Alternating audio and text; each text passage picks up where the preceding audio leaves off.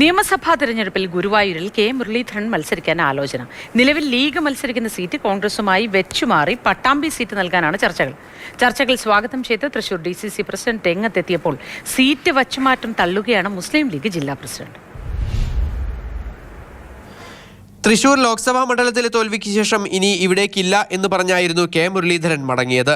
അന്ന് ഇടഞ്ഞ മുരളീധരനെ അനുനയിപ്പിച്ചത് കോൺഗ്രസ് ജില്ലാ നേതൃത്വത്തിൽ അഴിച്ചുപണി നടത്തിയ ശേഷമാണ്.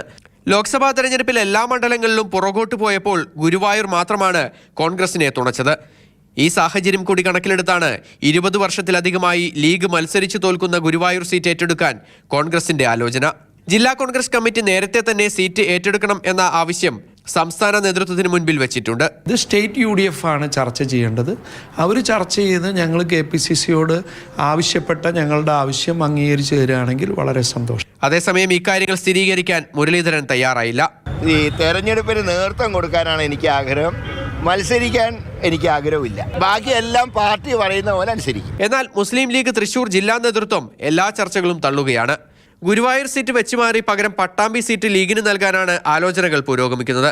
അങ്ങനെ ചെയ്താൽ UDFൽ രണ്ട് മുന്നണികൾക്കും ഗുണകരമാകുന്ന ഒരു തീരുമാനമാകും അത് എന്നാണ് വിലയിരുത്തൽ. മാതൃഭൂമി ന്യൂസ് തൃശൂർ.